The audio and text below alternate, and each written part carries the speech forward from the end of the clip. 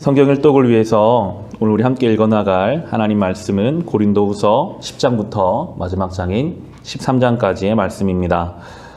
고린도후서를 묵상하다 보면 바울의 사역이 참 힘들었다라는 것을 많이 알 수 있습니다. 쉽고 은혜가 넘치는 사역이 아니라 상황적으로도 어려웠고 사역의 대상이었던 교회로부터도 많은 어려움을 겪었던 것이 바울의 사역입니다. 10장 10절 말씀 보시면 고린도 교회에는 바울을 향해서 이렇게 말하는 사람들까지 있었습니다. 10장 10절에 바울의 편지는 무게가 있고 힘이 있지만 직접 대할 때에는 그는 약하고 말주변도 변변치 못하다 하고 말하는 사람들이 있습니다. 바울 스스로 이러한 이야기를 알고 있었습니다. 바울은 글로는 대단한 사람인 것 같지만 실제로 만나보니까 별거 아니더라. 이런 이야기를 고린도 교회로부터 바울은 들었습니다. 그리고 이어지는 11장에 우리 24절부터 보시면 바울이 겪은 수많은 고난들이 이렇게까지 힘든 사역이었나 할 정도로 24절부터 바울의 고난이 나옵니다. 유대 사람들에게서 마흔에서 하나를 뺀 매를 맞은 것이 5번이요. 채찍으로 맞은 것이 3번이요. 돌로 맞은 것이 1번이요. 파선을 당한 것이 3번이요. 밤낮 꼬박 하루를 망망한 바다를 떠다 다녔습니다. 자주 여행하는 동안에는 강물의 위험과 강도의 위험과 동족의 위험과 이방 사람의 위험과 도시의 위험과 광야의 위험과 바다의 위험과 거짓 형제의 위험을 당하였습니다. 수고와 고역에 시달리고 여러 번 밤을 지새우고 줄이고 목마르고 여러 번 굶고 추위에 떨고 헐벗었습니다. 그 밖의 것은 제쳐 놓고서라도 모든 교회를 염려하는 염려가 날마다 내 마음을 누르고 있습니다. 바울은 이렇게나 어려운 여정을 거쳐가며 복음의 전도자로 살았습니다. 하나님이 부르셨고 하나님이 이방인의 사도로 세우셨고 바울은 조금도 자기의 유익을 위해서 전도 여행을 다닌 것이 아님에도 이러한 고난을 당했고 그러면 결과물이라도 참 안정적이어야 하는데 바울이 말하고 있죠. 그런 것은 괜찮은데 교회를 향한 염려가 너무나 크다라고 말할 만큼 고린도 교회만 봐도 얼마나 사역이 어려운지를 우리가 볼 수 있습니다. 바울의 이러한 어려움, 정말 전적으로 주를 위해 사는 성도의 삶에도 이러한 어려움이 있다는 것은 우리의 삶에 있는 여러 가지 어려움들을 바라보는 새로운 눈을 갖게 합니다. 그런 놀라운 것은 이러한 어려움에 좌절하고 낙심하는 것이 아니라 이어지는 30절을 보시면 바울은 이렇게 고백하고 있습니다. 꼭 자랑을 해야 한다고 하면 나는 내 약점들을 자랑하겠습니다. 라고 하면서 우리로서는 이해할 수 없는 이야기를 합니다. 나는 하나님을 믿어서 아무런 염려, 걱정 없이 잘 살았다. 나는 하는 사역마다 잘 됐다. 이것을 자랑하는 것이 아니라 바울은 나는 내 약점들을 자랑하겠습니다. 라고 고백합니다. 이어지는 12장도 그러한 내용인데요. 12장을 보시면 바울의 영적인 체험에 대한 간증이 나옵니다. 바울은 그 누구보다도 깊은 그리고 높은 수준의 영적인 체험을 한 사람이었습니다. 바울이 쓴 편지가 성경이 됐잖아요. 그것만 봐도 이 바울이라는 사람이 가지고 있던 영적인 깊이와 그의 권위가 얼마나 대단했는지를 알 수 있습니다. 12장의 2절부터 보시면 바울은 자기 스스로를 3인칭으로 그라고 표현하면서 자기가 경험한 영적 체험을 12장 2절부터 이렇게 설명합니다. 나는 그리스도를 믿는 사람 하나를 알고 있습니다. 그는 14년 전에 셋째 하늘에까지 이끌려 올라갔습니다.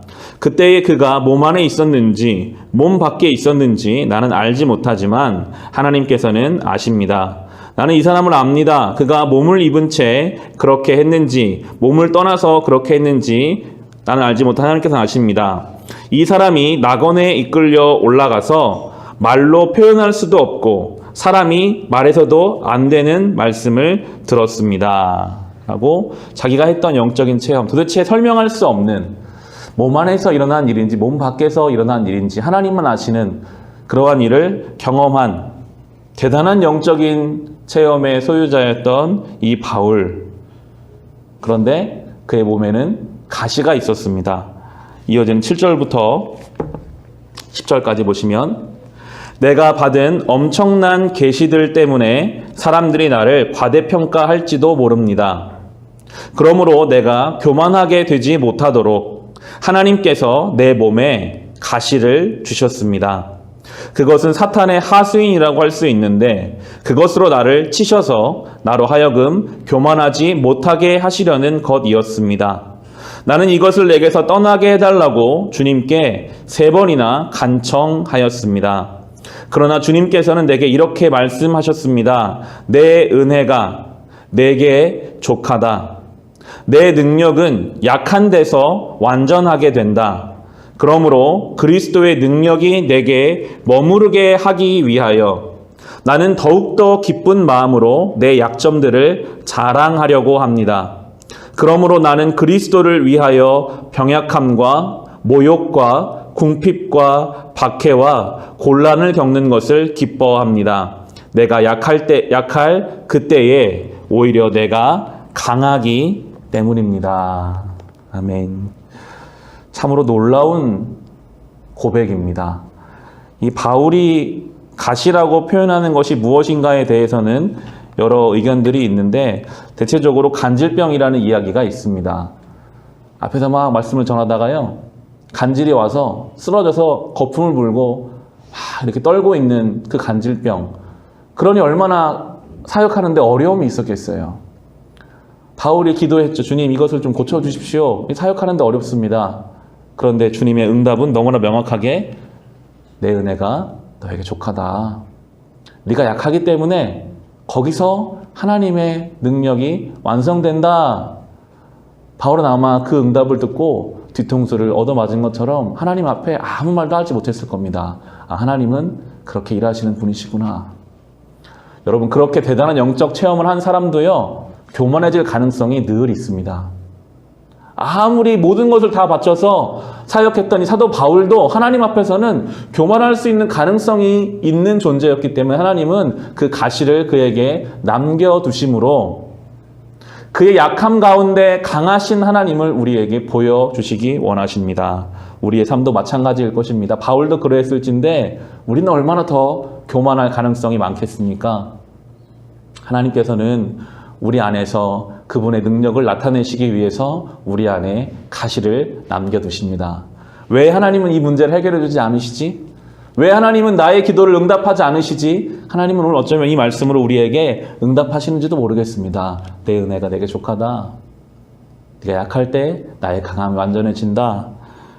성도의 삶은 참 놀라운 삶입니다. 우리가 약할 때 강해집니다. 우리가 흔들릴 때 오히려 더 안전할 수 있습니다. 늘 주님 앞에 우리가 겸손하게 엎드릴 수밖에 없도록 주님은 우리를 인도해 가십니다. 고린도후서 13장, 마지막 장인 13장 11절을 보시면 이제 이 서신을 마무리합니다. 바울을 참으로 힘들게 하고 있는 이 고린도 교회를 향해서 바울은 그러나 진심으로 이렇게 권면하고 있습니다. 13장 11절에 끝으로 말합니다. 형제 자매 여러분, 기뻐하십시오. 온전하게 되기를 힘쓰십시오. 서로 격려하십시오. 같은 마음을 품으십시오. 화평하게 지내십시오. 그리하면 사랑과 평화의 하나님께서 여러분과 함께 하실 것입니다. 여전히 바울은 고린도 교회를 형제 자매로 정말 친형제와 같은 그런 마음으로 사랑하고 있습니다. 그러면서 크게 두 가지인데요. 한 개인으로서는 기뻐하고 온전하게 되기를 힘쓰라고 권면합니다. 성도는 주님의 사랑으로 인해 늘 기뻐하는 존재요. 그리고 조금씩 주님 앞에 성숙해 가야 하는 그런 부르심 받은 존재입니다. 우리의 가장 큰 사명입니다. 예수로 인해 기뻐하고 그분으로 인해 조금씩 성숙해가는 존재로 우리를 부르고 계시고요. 그리고 나서는 화평하게 지내라. 모든 관계에 있어서 서로 격려하고 같은 마음 품고 화평하게 지내라라고 우리를 부르고 있습니다. 개인적으로는 주님 앞에 날마다 성숙해가는 존재로, 그리고 화평을 이루는 자로 누구와도 잘 지내며 격려하며 그렇게 살아가기를, 그것이 바로 사랑과 평화의 하나님이 함께하는 성도임을 오늘 우리에게 권면해 주십니다. 오늘도 주님으로 인해 기뻐하며 살아갑시다. 조건이 없습니다. 잘 되기 때문에, 내가 원하는 일이 되기 때문에 기뻐하는 말이 없고요. 그저 기뻐하라. 그리고 성숙해가라. 그리고 주어진 사람들 가운데서 평화를 이루며 살아가라. 그것이 사랑과 평화의 하나님이 함께하는 삶이다라는 이 말씀을 기억하며 이 하루를 살아갈 수 있으시기를 주님의 이름으로 축원합니다.